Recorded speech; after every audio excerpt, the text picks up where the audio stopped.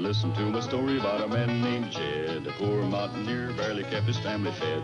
And then one day he was shooting at some food, and up to the ground come a bubbling crude oil, that is black gold, Texas tea. Well, the first thing you know, old Jed's Okay, so today we're going to be doing a veggie oil conversion on a Toyota Hilux for Jim, because she's a gem. So what we need is a couple of old cars. It's probably best to do this on a pre-2000 car, anything that doesn't have a computer, anything that's probably made of steel, and it's much safer for you. So we've got a couple here, as you can see, Toyota Hiluxes. Was going to start a nationwide record, but you know, we're just going to try and fix this one up here.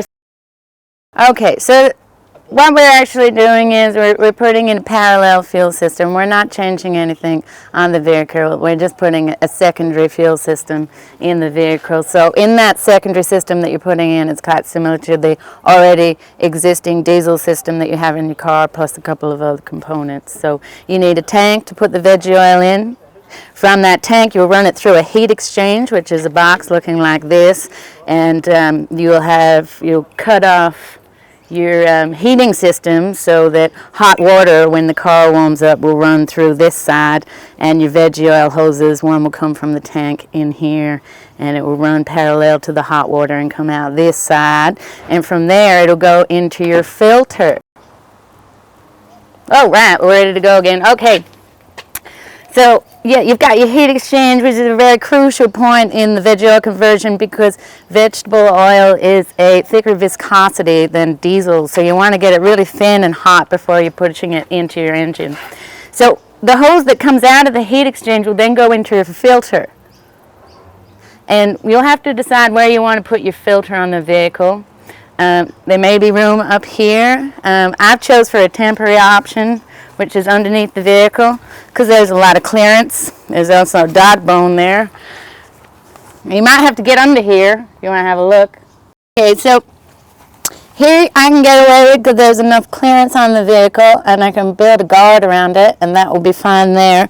On lower vehicles, it definitely would not be recommended to put it there. So you'll want to find somewhere you can put it under the bonnet. But you want to be careful because when you take the veggie oil filter out, vegetable oil is going to go everywhere all over your car. So be sure that it's a spot that's potentially close to underneath the car so you can take it out and put a bucket underneath it. You've got from your vegetable oil tank that you've mounted either in the tray or underneath the vehicle ideally, to your heat exchange, which is going to heat it up, make it a little bit thinner. And you going through the filter, we want to filter any crud that's in there. You don't want that going into your system at all. Hey there, lady. Okay, so after that, from there, after the filter, it's going to go into one of these spider things, which still has the hoses on it. It's quite dirty. It's been in my other four-wheel drive probably the last three and a half years, so it's quite dirty. I will clean this for you, Jim. Don't worry before you get it. So this is essentially like a circuit breaker which separates the two fuel systems so you can switch between the two. And we'll show you later. There's a switch inside the vehicle so you can switch between diesel, which is only the way that you want to start and stop your vehicle.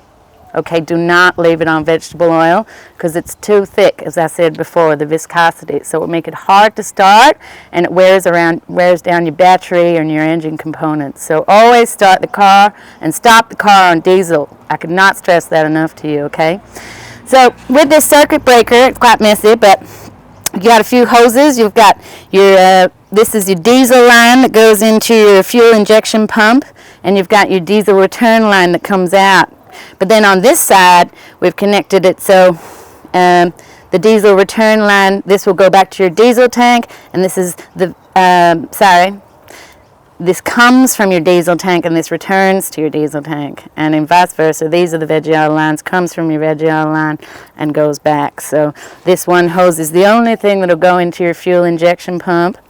Now what your fuel injection pump is, you should get out your manual, but for now I'll show you a quick side because in most diesels, especially Toyota Hiluxes, they'll be in the same place, which is just on the right side of the engine behind your cooling system hoses. So these are your heater hoses, and these are the ones coming from your radiator. That's your top hose and your bottom hose.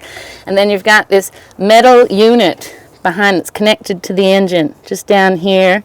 And you can see it because one of the bolts on the top has an out written on it, O-U-T, and that is the diesel line out of the fuel injection pump. So if you've got excess fuel, it always goes back down there and out and back into your tank.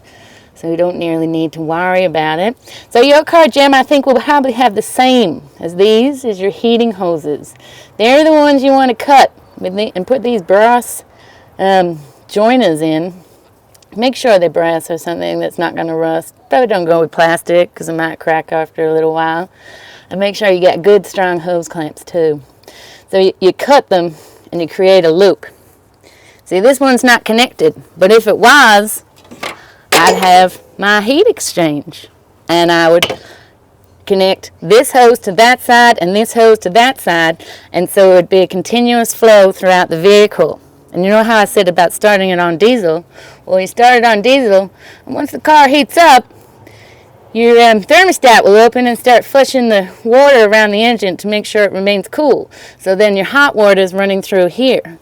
And when your car is warm, you can flick it over to vegetable oil, and it will start heating that oil, that delicious golden vegetable oil.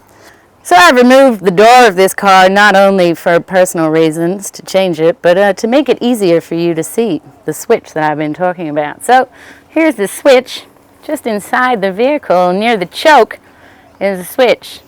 Down is for dirty diesel, and up is for the golden oil.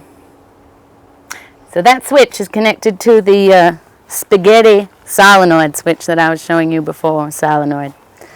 So basically, I think with a little research online and this video, you can start to see the parts that you may need. But do make sure that you check, and I will label each of those hoses to make sure that you're running, you don't want your vegetable oil to be going back into your diesel tank, because your diesel filter will clog a lot quicker than your vegetable oil filter. And you don't want to mix up on the heat exchange your water hoses with your vegetable oil hoses, because you know that will result in water getting in the engine and it'll probably blow up.